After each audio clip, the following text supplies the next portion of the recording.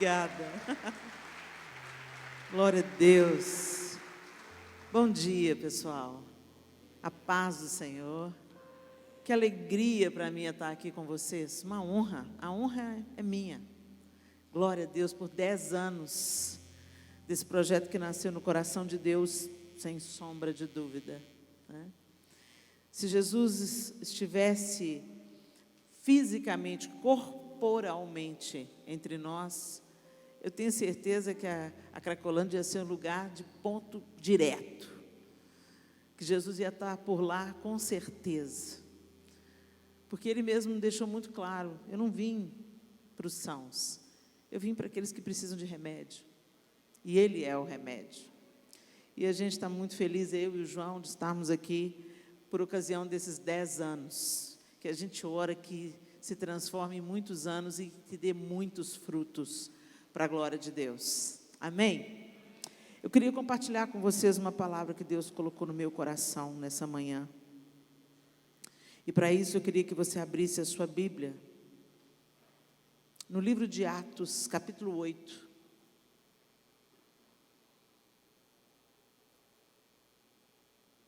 Atos 8, e nós vamos ler a partir do verso 4.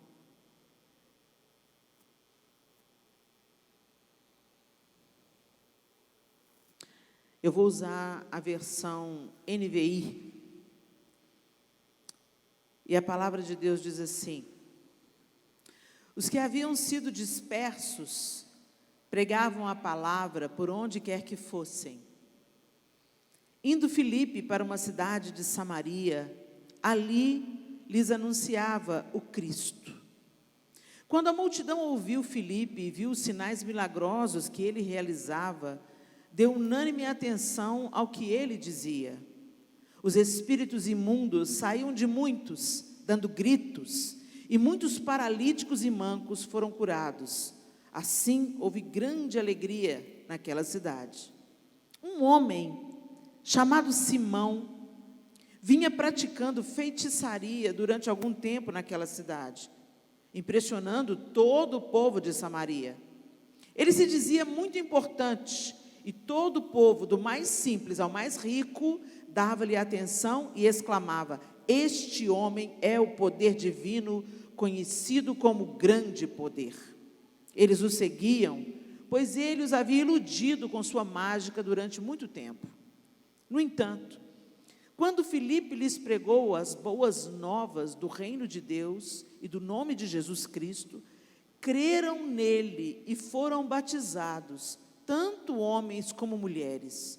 O próprio Simão também creu e foi batizado, e seguia Filipe por toda parte, observando maravilhado os grandes sinais e milagres que eram realizados.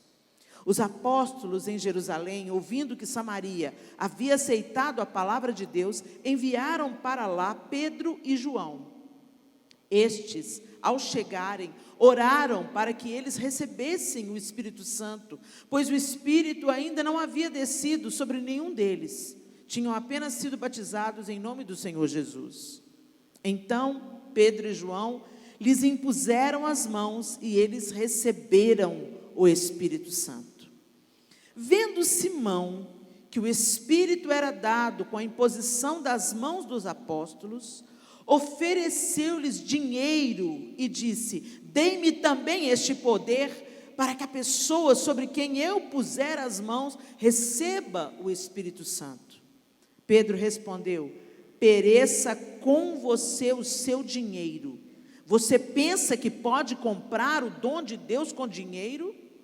Você não tem parte nem direito algum neste ministério, porque o seu coração não é reto diante de Deus. Arrependa-se dessa maldade e ore ao Senhor, talvez Ele perdoe tal pensamento do seu coração, pois vejo que você está cheio de amargura e preso pelo pecado. Simão, porém, respondeu: orem vocês ao Senhor por mim, para que não me aconteça nada do que vocês disseram. Vamos até aí. Senhor, essa é a Tua bendita palavra, e nós pedimos que o Senhor fale conosco nessa manhã, na medida que cada um de nós precisa de ouvir, que o Senhor fale particularmente através da tua bendita palavra. Em nome de Jesus oramos. Amém. É tão interessante esse episódio, porque fala de Simão, um cara que estava envolvido numa obra de feitiçaria e fazendo e acontecendo e sendo reconhecido no seu nicho pelas pessoas dali, dizendo que ele tinha o grande poder do alto, o grande poder divino. Mas aí, quando Filipe vai até Samaria e apresenta aos seus cidadãos o Evangelho de Jesus Cristo, a Bíblia está dizendo que homens e mulheres creram e que Simão também creu. Ele também aceitou ao Evangelho de Jesus Cristo. E ele começou a seguir Filipe, que ele estava encantado com aquela palavra, com as boas novas do Evangelho. E ele começou encantado por essa palavra, começou a andar atrás de Filipe, por onde Filipe anda. Aí a igreja em Jerusalém ouviu dizer que Samaria, que o trabalho de Filipe estava sendo eficaz, então mandaram reforço, mandaram Pedro e João. E quando Pedro e João entenderam que aquele povo tinha sido batizado em nome do Pai, do Filho e do Espírito Santo, mas ainda não tinha recebido o poder do alto, que é o revestimento do Espírito Santo, eles começaram a impor as mãos para que eles recebessem o batismo com o Espírito Santo. E quando Simão viu aquilo, desejou aquele poder. É tão interessante que todos nós, homens, mulheres, não interessa o que você está vivendo hoje na sua vida, nós caminhamos animados por um Espírito. Nós caminhamos animados por um Espírito, seja o nosso próprio Espírito, seja o Espírito de Deus, ou seja o Espírito e a influência maligna. Ninguém que caminha só na carne, caminha animado por um Espírito. E aí eu quero perguntar para você nessa manhã, sobre qual espírito, sobre qual influência nós temos caminhado. Simão estava vivendo do jeito dele, animado por um espírito de poder, que lhe dava poder, ele tinha influência, ele estava envolvido com feitiçaria. Então ele era animado por um espírito, e ele experimentava certo nível de sucesso, vamos dizer assim, animado por esse espírito. Mas quando ele vê o poder do Espírito de Deus que atuava através de Pedro e João, ele deseja comprar esse poder. E ele é imediatamente repreendido. As pessoas, elas querem poder de Deus, mas elas não querem andar com Deus. Elas querem as bênçãos de Deus, mas elas não querem andar com Deus. Elas querem a cura de Deus, mas elas não querem andar com Deus. Simão estava andando com Filipe, mas não estava andando com Deus. Porque se ele estivesse andando com Deus, ele já teria entendido que o poder de Deus não se compra. Ele é concedido graciosamente pelo Espírito de Deus que opera em nós, segundo a obra que Ele faz em nós, e essa obra nos leva à rendição e entrega absoluta. Não adianta você crer, Simão creu. Não adianta você andar com gente que é de Deus, Filipe era de Deus, e Simão estava andando com Filipe. Se você não tomar a decisão radical de andar com Deus na sua vida pessoal. Não adianta você ficar aqui no projeto, não adianta você ser um cooperador no projeto, não adianta, se você não tem vida com Deus, uma hora ou outra o capiroto vai te pegar, uma hora ou outra você vai ser animado novamente por aquele espírito que você sempre foi animado. Simão amava mais o lucro que o poder que ele tinha dado por Satanás operava, e ele quis mais poder, e ele quis comprar esse poder. E nós muitas vezes somos tão semelhantes, a gente olha para Simão e fala, o que é isso? Misericórdia, cara pirou o cabeção, será que ele acha que dá para comprar o poder de Deus? Mas muitas vezes nós estamos na mesma ilusão. A gente começa a andar com a turma de Deus, a gente começa a caminhar junto, a falar a mesma língua, a usar as mesmas roupas, a ter os mesmos tiques, mas na nossa vida privada, na nossa vida pessoal, no nosso coração, nós até cremos, mas não houve uma genuína rendição. Porque imediatamente, gente, quando há uma rendição genuína, a gente quer saber mais, e a gente quer conhecer mais. Jesus diz assim lá em Apocalipse: eis que estou à porta e bato. Se alguém abrir a porta, eu entrarei e cearei com ele e ele comigo. O que é essa parada de cear? A gente come junto de quem a gente quer conhecer mais intimamente. Não é assim? Quando as pessoas querem se conhecer mais, elas falam assim: aqui, vem tomar um café. Opa, vamos almoçar junto? A gente divide o prato. Eu me lembro que, quando eu era criança, eu amava comer no prato da minha mãe. Eu tinha uma sensação de intimidade, porque eu comia no prato dela. Muitos anos mais tarde, o pastor Cirilo compôs aquela música, né? Quero comer no teu prato, calçar os meus pés nos teus sapatos e arrastar. Lá, lá, lá, lá, lá, lá, lá, lá. A música chama Intimidade. Intimidade. Come junto, você busca se assentar à mesa com quem você busca intimidade. Por isso que Jesus era tão discriminado, porque comia com pecadores. Não era só uma questão de comer junto, porque na cultura judaica, comer junto significa estabelecer um relacionamento. Se eu estou comendo junto com você, porque eu quero ser seu parceiro, eu quero ser seu irmão, eu quero ser seu amigo, eu quero te conhecer melhor. Então, enquanto a gente come, a gente conversa, a gente olha no olho e a gente estabelece um relacionamento. É isso que Jesus quer ter com a gente, relacionamento. A gente fala para a galera: ó, você vai ter que orar para o resto da sua vida. O povo arregala um olho desse tamanho, como se eu estivesse pichando uma maldição. Quê? Para o resto da minha vida? Eu sou casada com o João, esse ano faz 32 anos que a gente é casado. Eu quero conversar com ele para o resto da minha vida. Por quê? Porque eu amo. Eu tenho um relacionamento, tenho filhos com ele, eu tenho um envolvimento com ele. Então é para ele que eu quero contar os meus segredos, é para ele que eu quero confessar os meus pecados, é para ele que eu quero dividir a minha necessidade, é com ele.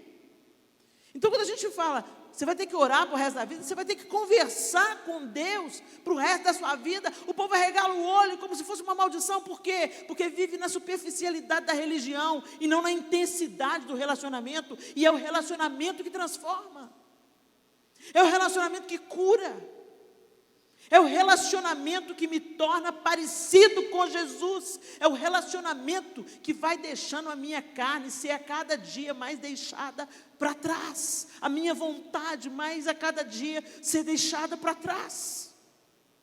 Só se eu estiver conectado em Jesus, que eu vou fazer a vontade dEle. Ele mesmo diz: aquele que me ama, é aquele que faz a vontade do meu Pai. Amar o Senhor é obedecê-lo. Mas como que eu vou obedecê-lo se eu não conheço? Se eu não confio? Se eu não ando com Ele? E a gente aprendeu na nossa religião, na nossa religiosidade, a nos relacionar com Deus através de terceiros. Então, eu amo Jesus, mas eu quero ouvir o que o pastor Rica tem para dizer. Eu amo Jesus, mas eu quero ouvir o que a Helena tem a dizer.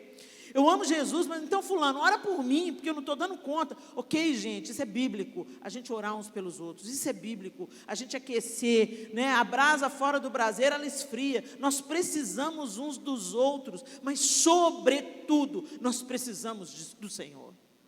Sobretudo, nós precisamos de falar com Ele, antes de falar com qualquer outra pessoa. Sobretudo, nós precisamos de conversar com Ele. E como é que a gente conversa com Deus? A gente fala pela oração e a gente ouve pelas Escrituras. Deus às vezes vai usar o profeta, vai levantar um profeta na sua vida, vai te entregar uma palavra específica para você. Mas quer ouvir Deus? Entra no seu quarto, fecha a sua porta e vai ler a palavra. Não faz isso por obrigação, não. Vai ler como quem lê as cartas de amor do seu amado. Vai ler tentando decifrar. Eu me lembro que a gente estava no início do namoro, eu e o João, e eu não sou velha, eu sou vintage. E naquela época não tinha e-mail, gente, nem WhatsApp. Era carta. E aí o João me mandou uma carta. Eu abri a caixa do correio e tinha uma carta.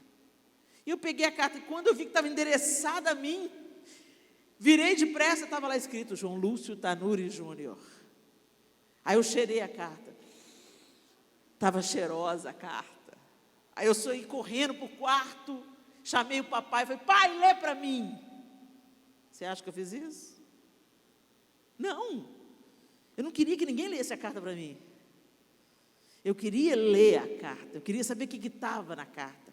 Eu entrei no meu quarto, fechei a porta para ter privacidade. Abri a carta com todo cuidado para não rasgar, para não atrapalhar o envelope. Cortei assim na beiradinha, na beirada. Até hoje eu tenho a carta. Abri a carta, cheirei a carta de novo e li linha por linha. E comecei a querer entender o que ele quis dizer com aquilo. Procurei buscar os elogios e as palavras nas entrelinhas. Eu estava conhecendo João.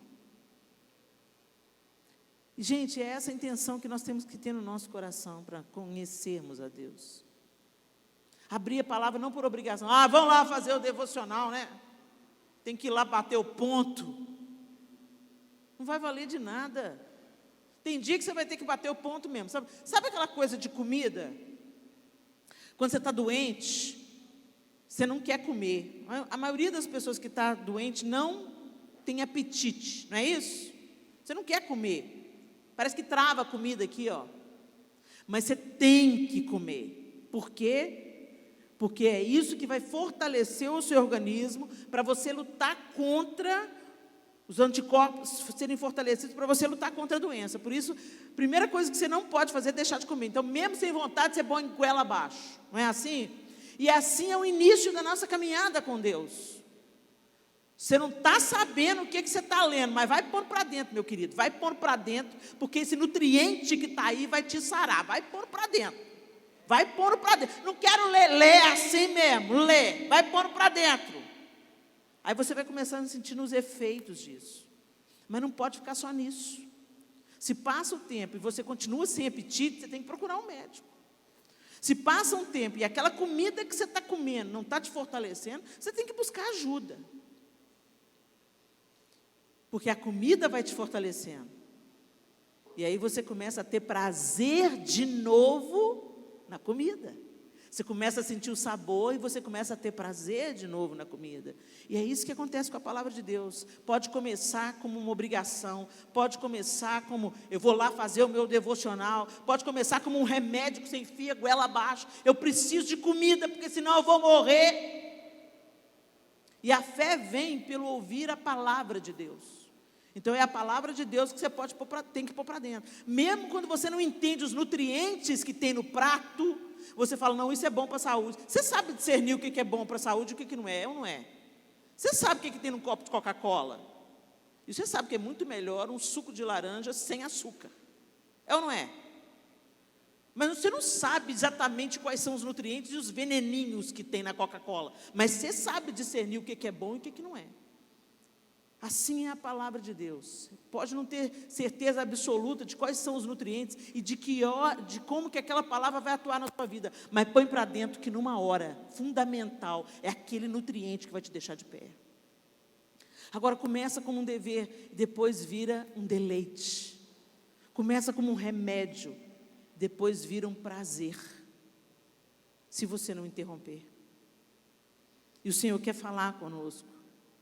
E o Senhor quer ter intimidade conosco. E à medida que a gente vai caminhando com Ele, é que nós vamos nos tornando parecidos com Ele. Não é pela nossa escolha, não é pela nossa, não, eu vou eu vou me santificar a mim mesmo. Não, a gente dá o passo em direção à santificação. Você começa a fazer escolhas que você sabe que são vida e não morte. Mas quem te sustenta nesse caminho é o Espírito de Deus. E Ele vai te conduzindo, e Ele vai te levando, e Ele vai te empurrando. E quando você pensa que não, você olha para trás, eu ainda não sou quem eu quero ser, mas eu não sou mais quem eu era. Continua. É a canção da Dori. Continue a nadar, continue a nadar. Vai nadando. Continue a orar, continue a ler a palavra, continue a ter comunhão com os irmãos, continue a perseguir o coração de Jesus. Porque é querendo conhecer esse Jesus que nós nos apaixonamos cada vez mais por Ele. E nos apaixonando cada vez mais por Ele, seremos então transformados à sua semelhança. O nosso processo é rendição, o nosso processo é entrega.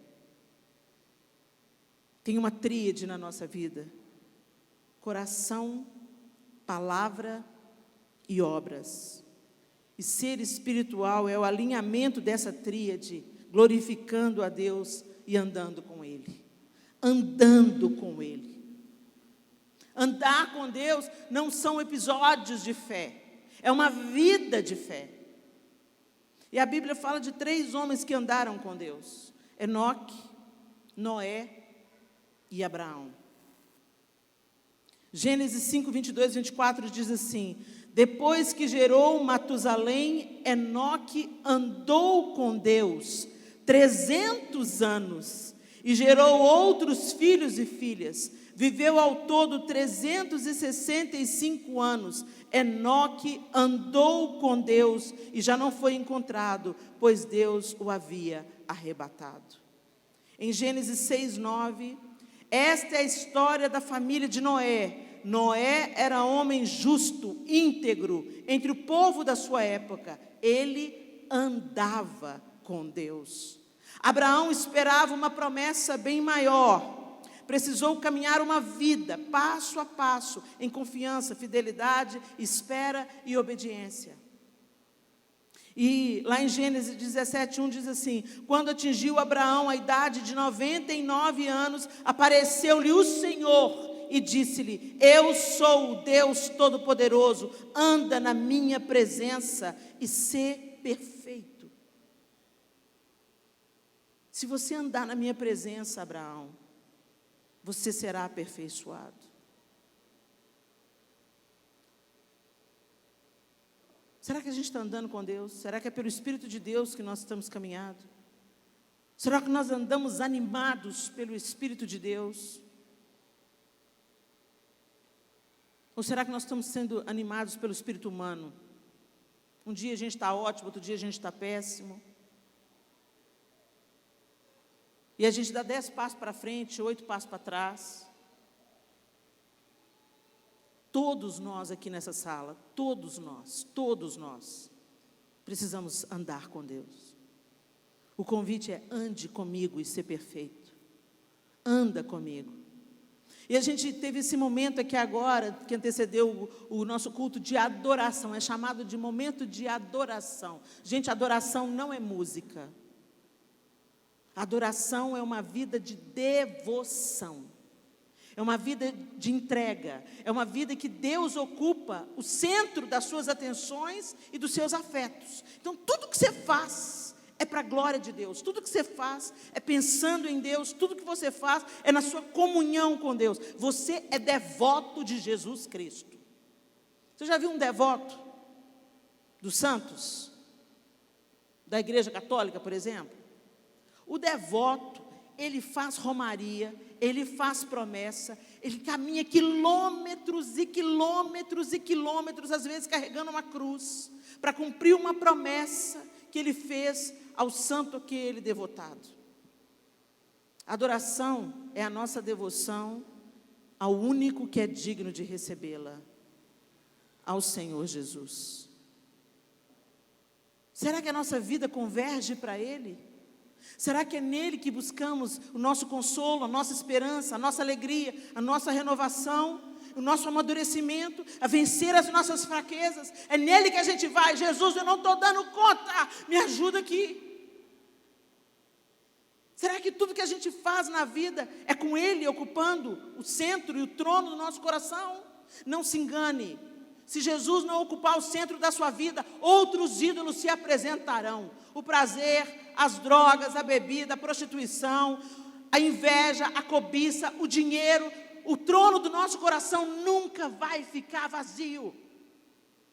E os ídolos são bem insistentes. E eles não desistem nunca. E a gente vê isso claramente na vida de Simão. Ele creu na palavra que ele ouviu de Filipe. Ele recebeu a palavra que ele ouviu. Ao que tudo indica, ele foi batizado. E ele começou a andar junto com Filipe.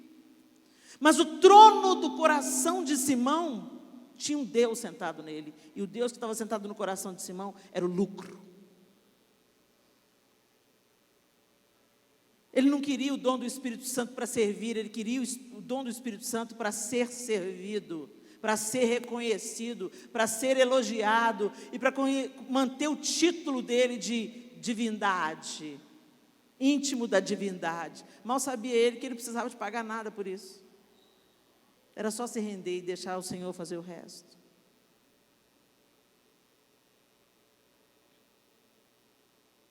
O que está ocupando o seu coração, meu querido, minha querida? O que ocupa o seu tempo? A sua vontade, a sua devoção, os seus afetos. Quando eu falei da tríade, que o Senhor quer alinhar coração, palavra e obras, e ser espiritual é o alinhamento dessa tríade, glorificando a Deus. Tudo que ocupa o nosso coração, tudo que está na nossa palavra e naquilo que a gente produz, revela a quem pertencemos. Você pode servir a Deus só com as suas palavras, mas não com o seu coração e não com as suas obras. Você pode servir a Deus com as suas obras, mas não com as suas palavras e não com o seu coração.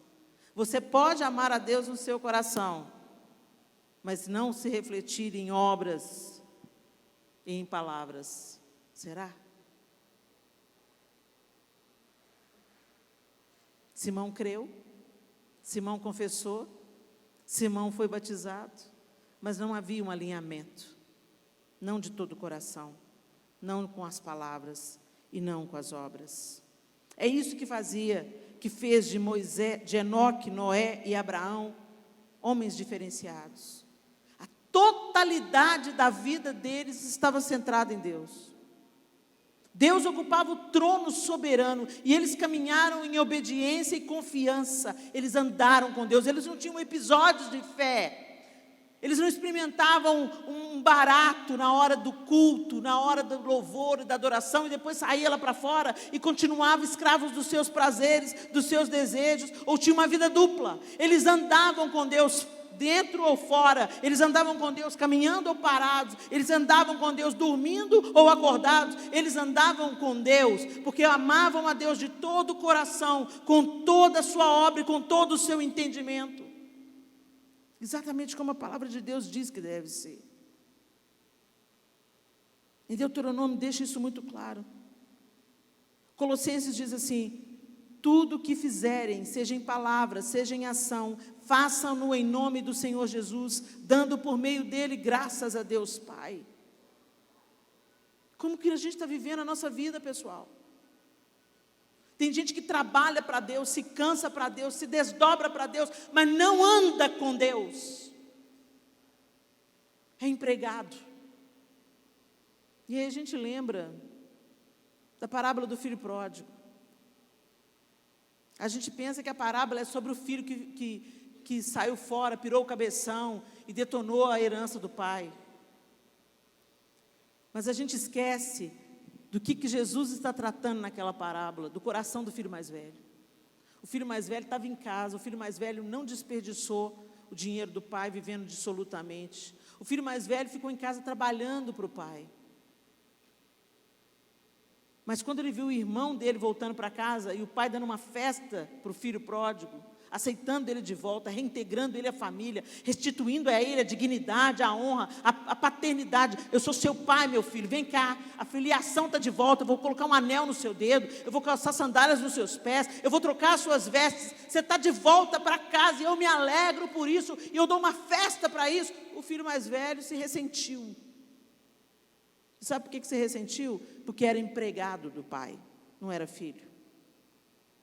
A parábola conta que ele, voltando do campo, onde estava fazendo o quê? Trabalhando para o pai, ouviu a música e as danças, e chamou um outro empregado da fazenda para perguntar: o que está acontecendo? Se você chega na sua casa e está acontecendo uma festa, você chama um empregado para te dizer o que está acontecendo na sua casa?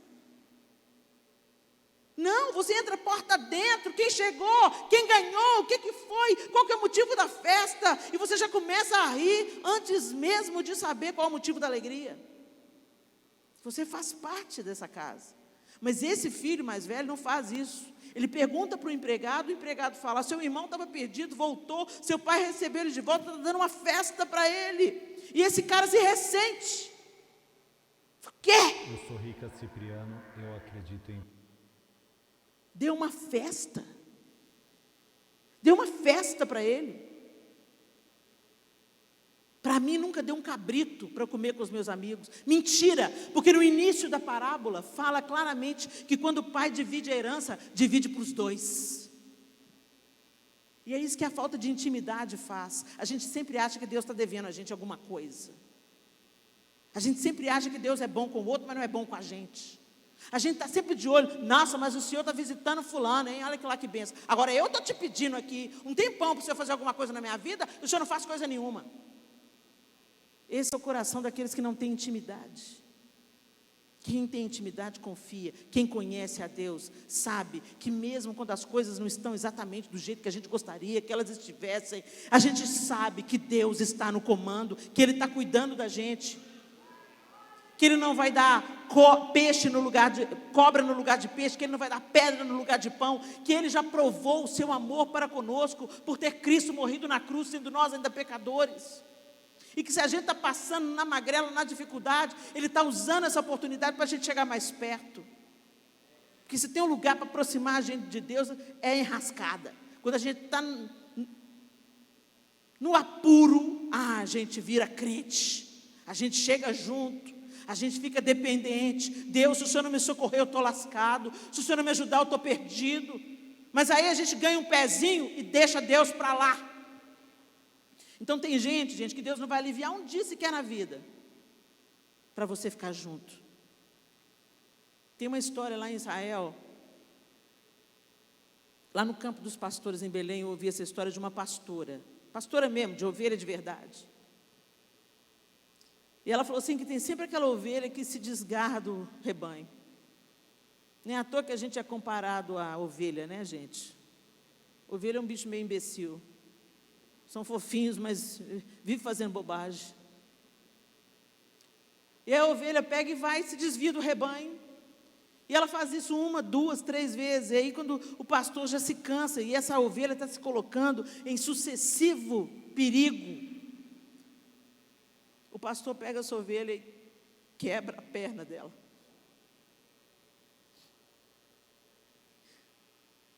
E ela falou que o pastor grita junto, porque dói mais nele do que na ovelha. E aí ele tem que carregar a ovelha. Para ele é muito trabalhoso. Ele tem que carregar a ovelha para onde ela vai, porque ela não consegue mais andar sozinha, até ela se curar. E quando ela se cura, nunca mais ela se aparta dele. Nunca mais. Alguns de nós irão conhecer o Senhor e andar junto com Ele espontaneamente, amorosamente, correspondendo ao seu grande amor para conosco. E outros de nós teremos nossas pernas quebradas. Bendito seja Deus. Porque Ele deixa as 99 só para me encontrar. Ah, esse amor bendito, que não desiste.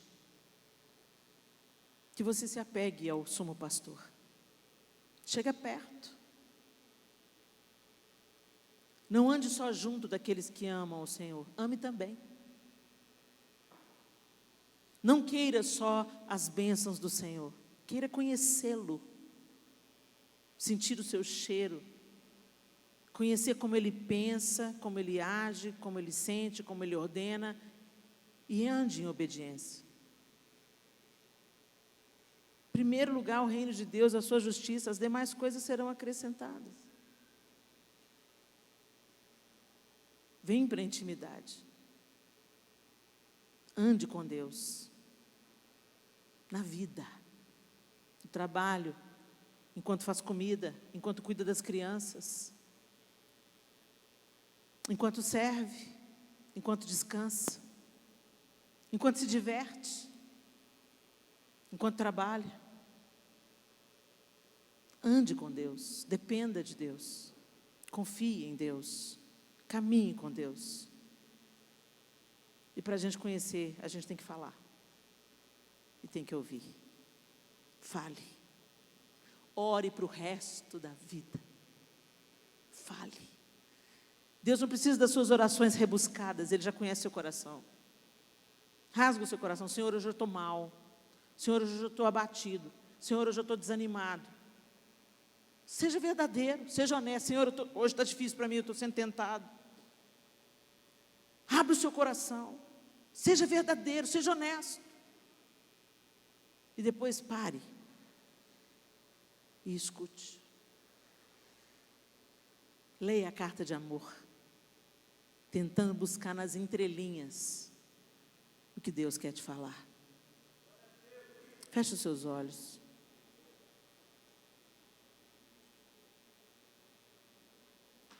Simão teve uma oportunidade maravilhosa. Ele creu. Ele viu a manifestação do poder de Deus através de Filipe, através de Pedro, através de João. Mas ele pensou só em que ele ia ganhar com isso. Que não seja assim conosco. Que a gente não queira comprar o poder de Deus, mas que a gente queira ser filho. Ser incluído, conhecer. Interessante que ele não chega para Pedro e João e fala: como é que você conseguiu isso? Por que Deus opera assim em vocês? Talvez ele recebesse a dica. Chega junto, anda junto, viva para Deus. Que o Senhor ocupe o centro da sua devoção, da sua atenção, dos seus afetos, da sua alegria. Deleita-te no Senhor. Mas não, ele achou que podia comprar. E certamente ele não queria comprar para servir. Simão estava pensando só em si mesmo. Tire os olhos de você e coloque os seus olhos no poder de Deus. Para de perguntar o que eu vou ganhar com isso.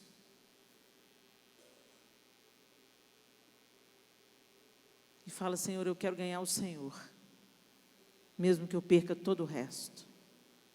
É o Senhor que eu quero, é do Senhor que eu preciso. É com o Senhor, é o Senhor que eu quero conhecer. Chega mais perto. Não chegue perto apenas daqueles que amam ao Senhor e que obedecem ao Senhor. Chega perto do Senhor. Não tenta se relacionar com Deus Pai através dos empregados de Deus Pai, como fez o filho mais velho da parábola.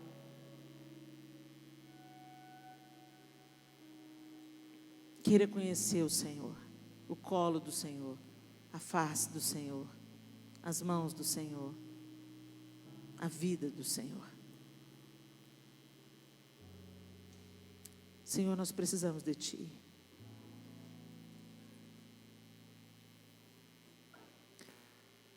Nós buscamos saciar a nossa sede, a nossa fome, em tantos lugares que só nos deram mais sede, mais fome. Bebemos das águas dos poços que a vida oferece. Mas nós queremos beber da água que é o Senhor. Como aquela mulher na beira do poço em Samaria. Nós queremos Te conhecer, Jesus. E queremos ser Teus adoradores em espírito e em verdade. Que o Senhor ocupe o centro radical da nossa devoção, para que a gente encontre a vida. É nessa devoção e adoração ao Senhor que nós somos nutridos, que nós somos erguidos, que nós somos curados. O Senhor não precisa de ser adorado, o Senhor já é grande, poderoso, majestoso, cheio de glória. E os anjos já Te adoram incessantemente. Mas o lugar da adoração é o lugar do encontro. E nesse encontro nós somos mudados, fortalecidos, curados. Ajuda-nos, Senhor, a não querer só as Suas bênçãos, os Seus talentos, ou as manifestações do Teu poder, mas queremos o Senhor. Nós queremos o Senhor, Deus. Queremos andar com o Senhor como Noé andou, como Enoque andou, como Abraão andou. Em confiança, em entrega, em rendição e obediência, independente das circunstâncias ao redor.